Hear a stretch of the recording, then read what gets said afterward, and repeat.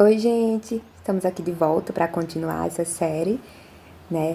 Que tem o principal intuito mostrar como Deus tem um propósito na vida de cada um. Eu comentei no outro vídeo que eu fiz alguns exames pré-operatórios e em um desses exames Deus mostrou o quanto Ele me ama e eu consegui, né? Na verdade, a médica conseguiu enxergar lá o nódulo que eu tinha no meu intestino através de uma ultrassom, de uma trans vaginal simples, né? Eu tinha feito um preparo e eu queria deixar claro aqui o quanto é importante que nós possamos fazer a nossa parte. Eu sempre fiz muito a minha parte. Eu sempre, se era preciso fazer um exame que eu precisasse ficar 3 dias de dieta, que eu precisasse estar não sei quantas horas em jejum, eu sempre fiz a minha parte, acho que além do que era necessário. E foi graças a essa minha disciplina em fazer os exames, em querer buscar o melhor para mim, que a médica conseguiu ver a endometriose no meu intestino, numa trans vaginal normal, que isso é quase que incomum. Dependendo de como a doença esteja escondida e onde ela esteja, né? Que fique claro assim, depende de cada caso. Mas eu tinha feito uma ressonância magnética, eu tinha feito um outro exame que ficou, no caso, em dúvida, o médico ficou em dúvida se era ou não a endometriose, né? Mas aí ele pediu uma ultrassom e na cidade que eu morava, era uma cidade interior, não tinha muitos recursos para isso e o que tinha eu consegui fazer e como eu disse, com o meu preparo eu consegui, a médica conseguiu ver a endometriose num exame simples que, ressalto mais uma vez, foi a misericórdia de Deus por mim, porque não é comum isso acontecer. Primeiro que a médica não era especialista, e durante o exame ela deixou claro que não ia conseguir encontrar nada por não ser especialista. Mas, graças a Deus, ela conseguiu, e foi quando minha médica resolveu aceitar mesmo que era endometriose, confirmou o diagnóstico e me pediu para fazer a cirurgia. Lembrando que na ressonância não foi visto nada. E eu queria deixar essa ressalva aqui, que muitas mulheres fazem ressonância, fazem vários exames e não conseguem ser diagnosticadas porque a ressonância não mostra. Há 6 anos atrás, quando eu falei que a minha primeira médica, ela desconfiou de que eu tinha endometriose, foi numa ressonância e a ressonância não mostrou nada. E eu já tinha a doença, né? Não na quantidade que eu tenho hoje, mas ela desconfiou, mas não mostrou, não deu, o exame não deu o diagnóstico.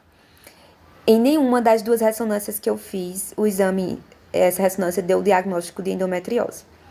E aí, como eu falei, eu fui diagnosticada numa transvaginal simples, por uma médica não especialista, e graças a Deus deu certo, e aí eu consegui esse diagnóstico, depois, enfim, né, depois de mais de 15 anos. E eu contei pra vocês que eu fiz a cirurgia, né, com um cirurgião, com um clínico geral. Ele não era especialista e muito menos ginecologista, por minha doença ser uma doença intestinal. Ele resolveu não mexer no meu intestino para preservar o meu útero, segundo ele, né, que são coisas muito, assim, ultrapassadas. Parece que você ouviu um médico falar isso, né? Parece que faz 10 anos que eu escutei um médico falar isso, mas faz só um ano que esse médico olhou pra mim e disse que não iria mexer no meu intestino porque ele queria preservar o meu sistema reprodutivo e para isso ele iria apenas tirar as aderências das trompas. Eu compreendo que era a especialidade dele, geral, e que, graças a Deus, que ele não mexeu, né? Que ele resolveu não tentar fazer essa cirurgia sem ser da área dele, que seria intestinal. E ele fez, né, a cirurgia, e eu vou mostrar aqui nesse vídeo algumas imagens, no final do vídeo, algumas imagens da minha cirurgia. e de como tava minhas aderências e enfim, e como meu pós-operatório como foi. Foi uma videolaparoscopia, uma cirurgia que durou em torno de 3 horas. Uma cirurgia, minha primeira cirurgia, eu estava muito tensa, mas que relativamente foi uma cirurgia simples, né? Vou mostrar algumas imagens da minha recuperação para vocês também nesse vídeo. Então, esse vídeo é mais para isso, para esclarecer algumas coisas do primeiro vídeo, né, que foi introdutivo. Mas eu vou mostrar algumas imagens do meu pós-operatório, de como eu fiquei, do inchaço, dos cortes, de como eram os cortes e dessa questão, tá?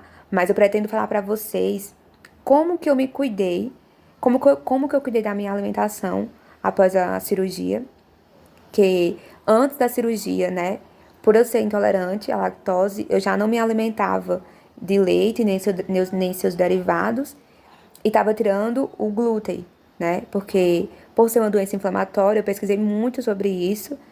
Depois que eu fui diagnosticada, eu estudei muito sobre isso e vi que alimentos inflamatórios só iriam piorar a doença, que no ciclo menstrual, ela ficava horrível, né? Eu sentia muitas dores, mas que isso tende a aumentar devido à alimentação. Então, eu comecei a me cuidar antes mesmo da cirurgia. E após a cirurgia, eu mantenho até hoje uma dieta com alguns itens a mais que ajudam na minha imunidade e ajudam na desinflamação.